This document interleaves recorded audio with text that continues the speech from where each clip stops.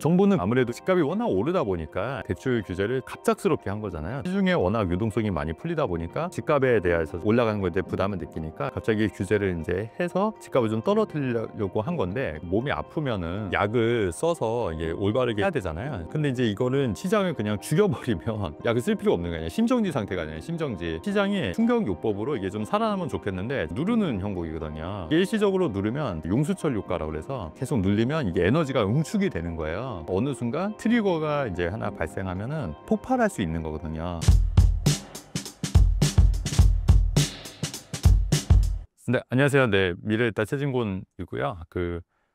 투자는 한 20년 정도 한 것 같아요. 이제 투자 오랫동안 하고 건물주 마블이라는 보드게임도 만들어서 판매하고 있고, 공인중개사 자격증도 있어서 네, 부동산 상담 위주로 이제 일을 하고 있습니다. 627 부동산 대책 이후 현재 시장 분위기와 그 효과는 어땠나요?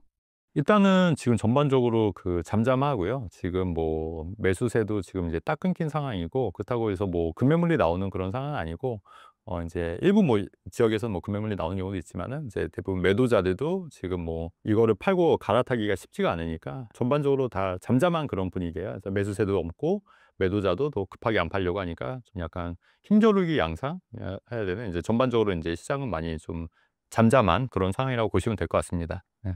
강력한 대출 규제가 매수 심리와 아파트 거래량에 얼마나 영향을 미쳤다고 보시나요?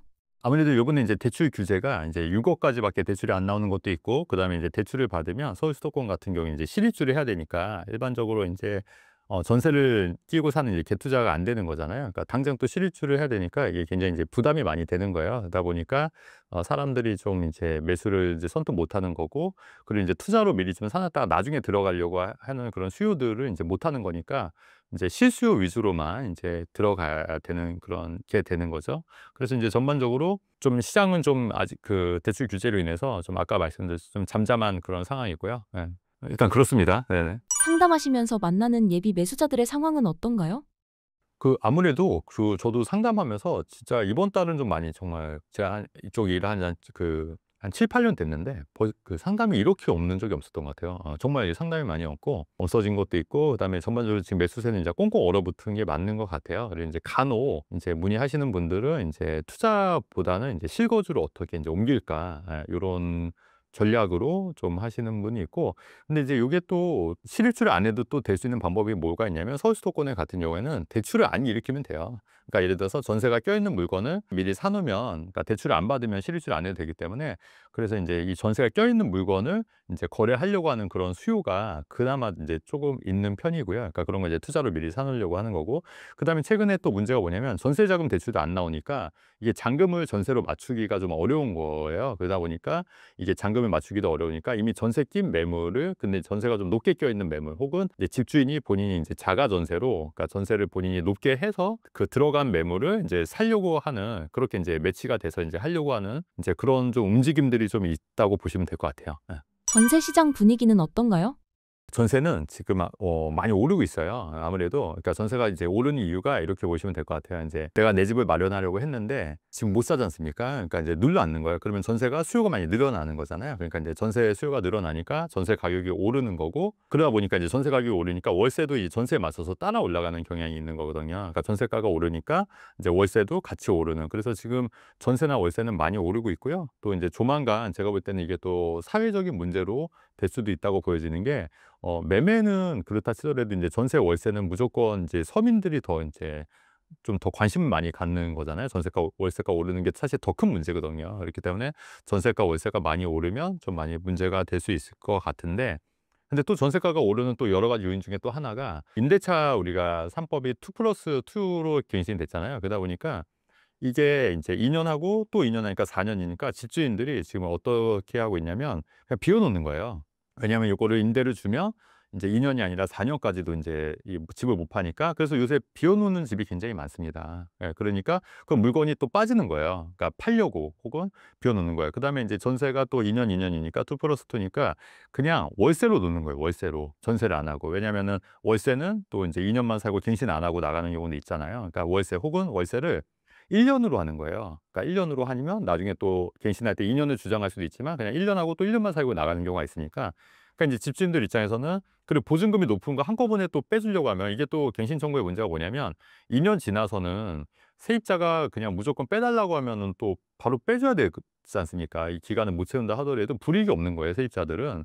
그러니까 집주인 입장에서는 목돈을 쥐고 있어야 되는데 갑자기 갱신하고 세입자가 나가버린다고 하면은 중개수수료도 내야 되고 이거를 갑자기 빼줘야 되니까 굉장히 부담이 되는 거예요. 그러니까 보증금이 그나마 낮은 월세로 이제 전환해서 차라리 대출을 받고 그게 더 안전하다고 생각하는 거죠. 그러니까 이제 전세 물건이 없어지는 거예요. 그러니까 전세 가격이 더 오르고 있는 거죠. 그러니까 사실 임대차 3법이 그 세입자를 보호하기 위해서 만든 제도라고 이제 생각을 하지만 실제로는 지금 오히려 전세가가 오르고 있고 세입자들이 주거 불안이 좀 일어나고 있는 지금 그런 형국이라고 이해하시면 될 것 같아요. 네. 이번 정책으로 정부가 기대했던 효과는 무엇이고 실제로 시장에 잘 반영됐나요?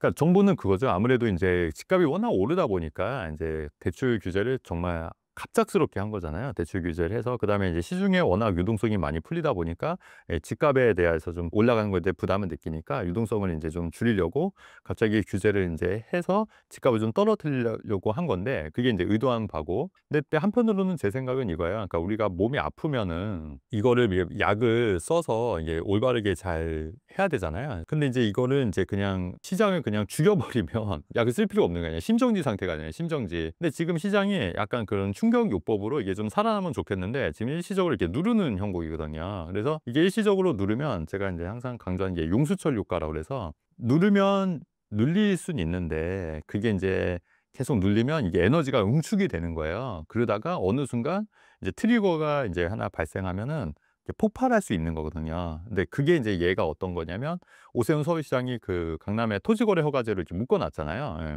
묶어 놨다가 그거를 잠깐 푼 적이 있었어요. 그러니까 어떻게 됐냐면 가격이 진짜 폭등했지 않습니까? 근데 사실 이게 폭등했다고 할 수가 없는 게 이 가격을 눌러 놨기 때문에 원래 가격으로 돌아온 거예요. 그러니까 이게 조금씩 올라가게끔 하거나 이렇게 유지가 되게끔 해야 되는데 눌러 놓으니까 이게 다른 데 오를 때 이제 여기 안 올라온 거고 그걸 일시적으로 푸니까 이제 가격이 다시 인제 급등한 거지 않습니까? 그러니까 마찬가지로 정부의 의도와는 다르게 이게 나중에 한꺼번에 좀 오를 수 있는 그런 폭등 요소가 있을 수 있다는 거예요. 그렇게 되면 사실은 더 오히려 사회적인 문제가 될 수 있는 거지 않습니까? 그래서 제 견해는 좀 이렇게 시장은 잠깐 눌려 왔지만 이게 언제 어떻게 이제 폭등할 여지는 충분히 있을 수 있다. 이렇게 좀 보여지고 있는 거죠.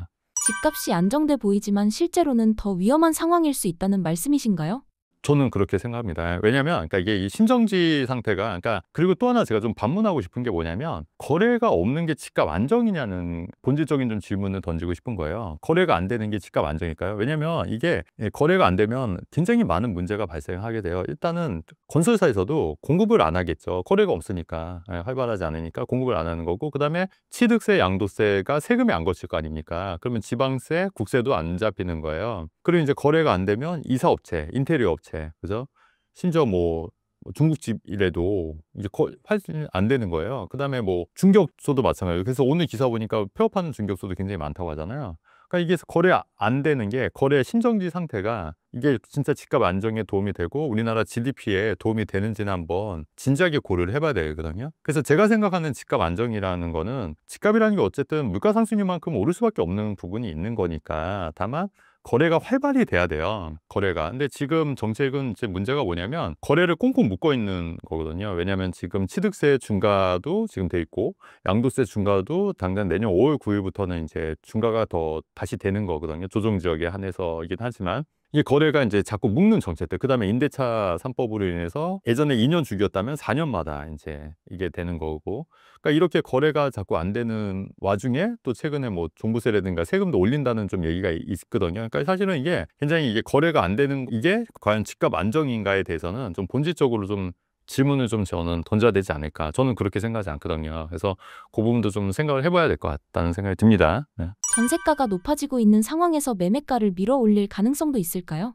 네. 그 부분도 좀 말씀드리면 거주 비용이 많이 올라가지 않습니까? 그러니까 거주 비용이 내가 전세든 월세든 내가 예전에 뭐 6억에 전세 살았는데 그게 뭐 8억이다 뭐 아니면 월세가 뭐 100만 원, 150 냈는데 200만 원이다. 이렇게 되면은 사람들의 심리가 내 이 월세나 전세 할 바에는 그냥 집을 사고 말지. 그 임계점이 일반적으로 전세가율은 60% 이상, 서울 같은 경우 60% 이상이나 이렇게 되면은 그런 마음이 들거든요. 왜냐면은 뭐 60%, 70% 되면 한 30%, 40%만 되면은 집을 살 수 있지 않습니까? 대출을 좀 더 받거나 하면은. 그러니까 이게 전세가율이 그래서 50% 60%가 되면은 집을 사려는 수요로 이제 점점 증가하거든요. 그래서 이제 전세가 월세가 올라오면 주거 부담이 되다 보니까 차라리 이참에 사는 게 더 유리할 수 있겠다. 대출 이자를 내더라도 그렇게 해서 이제 전환이 되기 때문에 당연히 전세가가 올라가면은 매매가도 이제 그런 수요가 늘어나기 때문에 같이 올라갈 수밖에 없는 거죠. 그래서 저는 전세가 월세가 일단 먼저 오르고 그 다음에 이런 수요들이 또 매매 수요로 전환되지 않을까. 생각보다 지금 서울 수도권에 우리나라 그 한 40, 거의 한 절반 정도가 무주택인 거더라고요. 그래서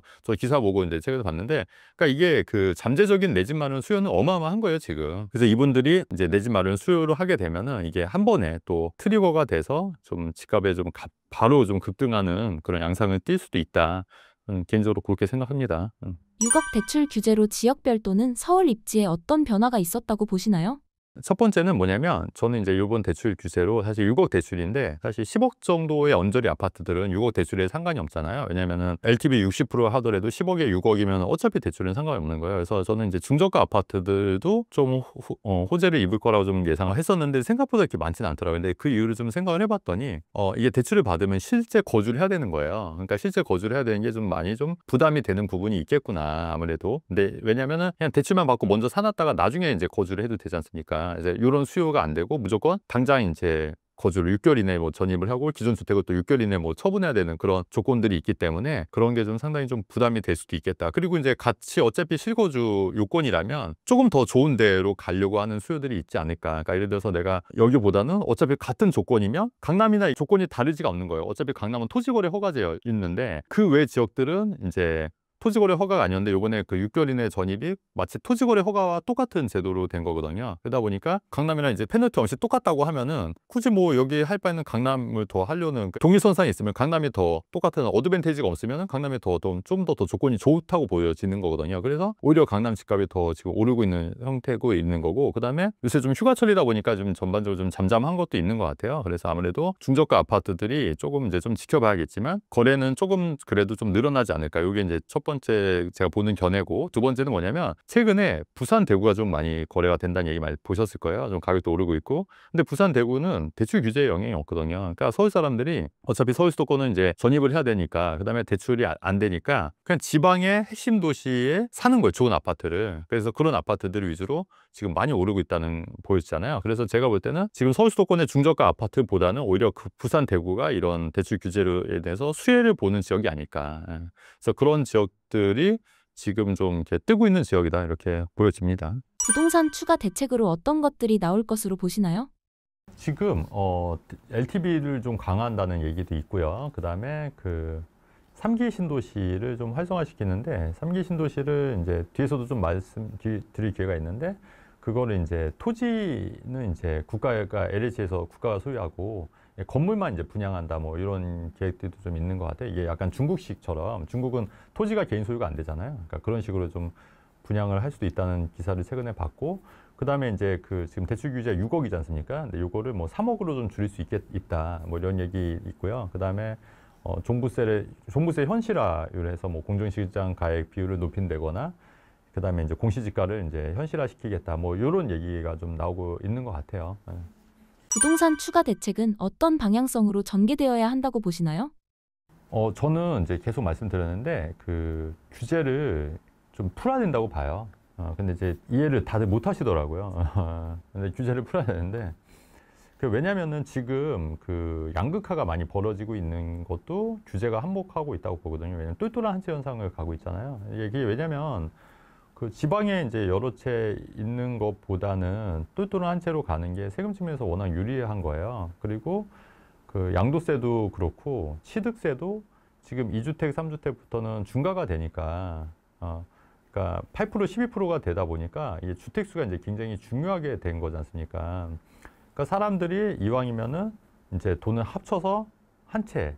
그러니까 지금 그 다음에 또 하나는 뭐냐면 다주택자들을 굉장히 좀 잠재적인 사기꾼이나 이렇게 취급하는 경향이 굉장히 많아요. 우리나라가 어느 순간부터 이렇게 됐는데, 예전에는 사실은 IMF 때나 이럴 때는 집을 사주는 게 굉장히 애국자일 시대가 있었고, 그리고 그 미국에서도 그 다주택자들을 굉장히 존중을 해준다는 거예요. 근데 왜냐하면 그 이유가 국가에서 할 수 없는 그 임대주택을 민간에서 지금 해주고 있는 거지 않습니까? 세금도 많이 내고 있고. 근데 우리나라에서는 거꾸로 굉장히 되게 제약시시하고 잠재적 범죄자 사기꾼 취급을 하다 보니까, 물론 이제 그 전세 사기나 이런 것도 있었기 때문에 뭐 그렇다고 하지만 모든 다주택자나 임대사업자가 다 그런 건 아니거든요, 사실. 예. 근데 사실 그런 뭐 빌라 오피스텔이나 이런 부분에서 본인들이 사지 않는 집을 임대로 살 수 있는 걸 굉장히 좋은 거거든요. 그렇다고 자기네들이 그런 빌라나 오피스텔 막 되게 낡아 빠진 오피스텔 사지는 않을 거잖아요, 세입자분들이. 그러면 그거를 싸게 월세를 내면서 그거를 본인이 사는 것도 굉장히 고마운 거지 않습니까? 어떻게 보면은 본인이 굳이 안 사도 될 거를 딴 사람이 사서 세를 내면은. 근데 그런 생각들은 다 못하고 그냥 다주택자를 다 범죄자 취급하다 보니까 사람들이 다 이제 똘똘한 채로 가다 보니까 이게 다 양극화가 벌어지는 거예요. 그러니까 지금 핵심지는 계속 오르고 있잖아요. 강남이나 이런 데 핵심지 오르고, 과천이나 마포라든가 이런 핵심지는 계속 오르고, 그렇지 않은 지역들 뭐 지방이나 이런 데는 안 가는 거죠. 왜냐하면 그 주택수가 굉장히 중요하다 보니까. 근데 이 제도, 이 정책을 계속 지금 유지하고 있거나, 그다음에 민주당은 이거를 강화하고 있는 거예요. 그럼 강화하고 있으면 이게 어떻게 되겠냐? 이 양극화가 점점 더 벌어지는 거예요. 더 초양극화로 지금 진행이 되고 있는 거지 않습니까? 그래서 그럼 이거를 완화하려면은 이런 규제나 이런 제도를 다 없애야 되는데 지금 거꾸로 가고 있으니까 저는 이게 점점 더 심해질 거라고 보는 거죠. 이재명 대통령의 세금으로 집값 잡지 않겠다는 선언은 어떻게 생각하시나요? 안 믿었죠. 저부터 안 믿었었고, 뭐 그냥 이제 그냥 립 서비스. 그다음에 일단은 우리 이제 화장실 들어갈 때랑 나올 때 다르지 않습니까? 그래서 이제 당선되기 전에는 사실은 무슨 말을 못 하겠어요. 그래서 그렇게 한 것 같고, 세금, 그래서 저는 이제 그 예전부터 이제 다주택자들은 보유세 부담이 커질 거다. 그래서 이제 좀 많이 정리하셔라. 그리고 이제 또 문제가 뭐냐면 내년 5월 9일 이후에는 조정지역의 다주택자는 양도세 중과가 돼요. 지금 일반 세율인데. 그렇게 되면은 이제 양도세가 최대 3주택자부터는 거의 한 82.5%, 차익의 82.5%를 내야 되는 거예요. 그러면 예를 들어서, 물론 이제 누진 과세 부분이 있긴 하지만, 예를 들어서 그냥 어바웃으로 10억 정도의 양도세액이 있으면 거의 한 8억 정도를 세금을 내야 된다는 얘기예요. 그럼 만약에 이렇게 되면은 방송 보시는 분들 같은 경우에 파시겠냐고요. 안 팔아요. 양도세 중과되면은 안 파는 게 아니라 못 파는 거예요. 그러면 그걸 어떻게 하냐? 나중에 자녀한테 상속하거나 증여하는 거예요. 증여. 그럼 시장의 물건이 좋은 데는 더 없어지는 거예요. 시장에 물건이 없어지는데, 근데 이제 우리가 뭐 비트코인이다 주식이다 해서 뭐 신흥 부자들도 많이 생기지 않습니까? 그럼 이 사람들이 돈이 많으니까 좋은 데 가려고 할 수밖에 없잖아요. 근데 좋은 데 가려고 하는데 물건이 없어. 그럼 부르는 게 값인 거예요. 부르는 게 값이야. 그러면 이게 더 양극화가 어떻게 되어 있어요? 진행이 될 수밖에 없는 거예요. 더 크게. 예. 그러니까 이게 양도세 중과가 집값을 안정시키는 게 절대 아닌데, 많은 분들이 이런 부분을 잘 이해를 못 하신 것 같더라고요. 그리고 일부 이제 하락을 주장하신 유튜버 분들이 전혀 다른 주장을 하시니까 많이 혼란을 겪으시는 것 같아요. 그분들의 주장은 뭐냐면, 쉽게 말하면 집값을 잡아야 되고 아래 세대가 편하게 살아야 될 집값을 잡아야 돼. 이런 좀 당위성. 그러니까 그건 주관적인 얘기잖아요. 근데 집값이 무조건 떨어져야 된다는 그런 당위성보다는 사실 집값이라는 건 그냥 시장이 움직이는 거예요. 시장에 맞게. 그 우리가 이런 당위성만 갖고 집값을 뭐 잡을 수 있는 건 아니에요, 현실적으로. 근데 이제 그런 부분도 이제 그렇게 주장하시고 이렇게 많이 이제 언론에서 얘기를 하니까 사람들이 이제 잘 많이 헷갈리실 수 있는 것 같은데, 그냥 철저하게 시장 원칙으로 보면은 지금 그 시장의 원칙에 위배되는 정책들이기 때문에 이런 양극화, 초양극화는 진행이 될 수밖에 없다고 그렇게 보는 겁니다. 새롭게 나올 부동산 추가 대책이 시장에 미칠 영향과 파급력에 대해 어떻게 보시나요? 제가 서두에 말씀드린 게, 이게 진짜 심정지 상태로 있는 게 집값 안정이냐, 거래도 없고 그냥 딱 멈춰 있는 게 집값 안정이냐. 근데 정부에서 그게 만약에 집값 안정이라고 정의를 내린다면 계속 정책을 내겠죠. 계속. 그 예를 들어서 뭐 대출 규제를 6억에서 3억으로 낮춘다거나, 아까 말씀드렸듯이 종부세를 강화한다거나. 근데 이제 이게 또 문제가 뭐냐면, 우리나라는 그 거래세 부담이 굉장히 높아요. 그러니까 예를 들어서 미국 같은 나라는 어떠냐면은, 집을 맨 마지막에 매각할 때만 양도세를 내요. 그러니까 무슨 말이냐면, 내가 5억짜리 집에서 10억으로 갈 때 있지 않습니까? 그 집을 사면은 그 양도세 부분이 원래 차익이 나더라도 다른 집을 사지 않습니까? 그럼 이게 그걸 세금을 안 내요, 양도세를. 다른 집을 사면. 맨 마지막에 집을 안 사고 그걸 팔았을 때 양도세를 내는 거거든. 그러니까 이연호가. 그래서 내가 이제 갈아타려고 할 때 이 양도세를 안 내다 보니까 부담이 없는 거예요. 근데 우리나라는 양도세가 워낙 크다 보니까 이거를 팔아도 좋은 집에 가려면 못 가는 거예요, 이 차익이. 왜냐하면 양도세를 워낙 많이 뜯기다 보니까. 그다음에 취득세도 지금 2주택, 3주택 8%, 12%면 사실 만만치 않지 않습니까? 그러니까 이게 거래세가 높은 와중에 보유세마저 올리면 어떻게 됐어요? 보유세가 올라가면은 이게 사람들이 그 집을 안 팔거나 아니면 이 보유세를 어떻게 하냐면은 세입자들한테 전가를 시킬 수밖에 없는 거예요. 그러니까 본인이 만약에 집을 사고 있는데 보유세가 올라간다 그러면 본인은 나와서 좀 저렴한 데 살면서 이 집을 가지고 월세를 놓는 거죠. 그래서 그 보유세를 충당할 거 아닙니까? 그러면 이 보유세가 올라가게 되면은 그 사실은 전세 월세가 올라가는 거예요. 그러니까 이게 사실 그 세입자 전가, 그러니까 이게 조세는 전가가 되는 거거든요. 근데 이게 공급이 많으면 이게 세입자가 전가가 안 돼요. 공급이 많다고 하면은. 왜냐면은 세입자 입장에서도 선택할 수 있는 게 많아지니까. 근데 우리나라 현재 구조상 전세 월세는 지금 거의 씨가 말랐다고 할 정도로 공급이 없는 거잖아요. 그럼 사실 집주인들이 이거를 세입자한테 전가하더라도 그대로 갈 수밖에 없는 구조예요. 그렇게 되면은 전세 월세가 많이 오를 수밖에 없는 거거든요. 그래서 사람들이, 많은 분들이 착각하고 있는 게 보유세 올려서 집주인들 타도해야 된다, 뭐 이렇게 주장하시는 분들 분명히 있더라고요. 근데 그 문제를 잘 고민해 보면 그렇게 되면은 본인들이 살고 있는 전세 월세가 올라갈 수밖에 없다. 근데 그 생각을 잘 못 하시는 것 같더라고요. 당장 보유세 많이 뜯기면 부자들한테 세금 많이 거두니까 좋겠다, 이렇게 생각하시는 분들이 많이 계신 것 같은데, 본인들이 더 피해를 입었다. 물론 이제 집주인들도 피해를 입겠지만 사실 체급이 다르잖아요. 그러니까 부자들은 사실은 조금 그래도 좀 견딜만 한데, 이게 돈이 없으신 분들, 그러니까 월세가 내가 진짜 한 50만 원 내다가, 월세 원룸 오피스 같은 경우에도 뭐 70만 원 내다가 갑자기 90만 원, 100만 원이 됐어요. 훨씬 부담이 돼요. 금액은 적지만 체감상 이분들이 더 부담이 되는 거예요. 그렇지 않습니까? 그렇기 때문에 이런 부분도 좀 잘 생각을 해보셔야 될 것 같다는 말씀을 드리는 거죠. 부동산 대책의 실제 시장 영향이 정부의 의도나 언론 보도와는 괴리가 있다고 보시나요? 맞습니다. 예. 근데 그렇게 생각하시는 분들이 일부 있고, 전혀 반대로 생각하시는 분들이 많다는 게 저는 굉장히 좀 심각한 사회 문제라고 보는 거예요. 예. 그래서 제가 이렇게 얘기하면은 사람들이, 어떤 부류들은 댓글에 또 이렇게 맞다고 하시는 분도 계시지만, 또 어떤 부류는 또 무슨 제 이익을 위해서 얘기한다고 하시는 분들도 분명히 계실 거예요. 근데 잘 생각해 보면 지금 우리가 그런 경험을 굉장히 많이 했잖아요. 그러니까 임대차 3법도 사실은 세입자 보호하려고 만든 건데, 오히려 전세가가 어떻게 됐죠? 폭등했잖아요. 전세 월세가 폭등했지 않습니까? 예. 그리고 우리가 또 생각해 보냐면, 정치인들을 너무 믿으시면 안 되는 게, 이게 말과 행동이 달라요. 지금 정치인들 요번에 그 주식 있지 않습니까? 주식 뭐 5천 시대 열겠다고 했는데, 그분들 자산 포트폴리오 한번 봐보세요. 다 부동산이에요. 강남 부동산이지 않습니까? 주식 하시는 분들 별로 없어요. 다 부동산. 그래 놓고서는 국민들은 다 주식 하라고, 부동산 팔아서 주식 하라고 얘기하잖아요. 이런 얘기하면 좀 그렇긴 한데, 미국 싫어하면서 정작 본인 자식들은 다 미국 유학 보내잖아요.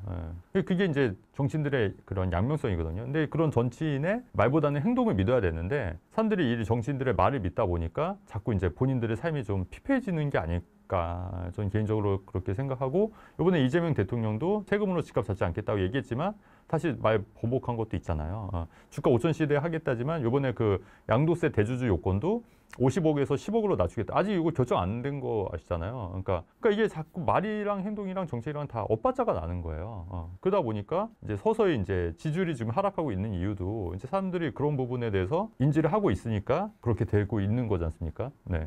대출 및 세금 규제로 인한 똘똘한 한 채 현상은 지속 가능할까요?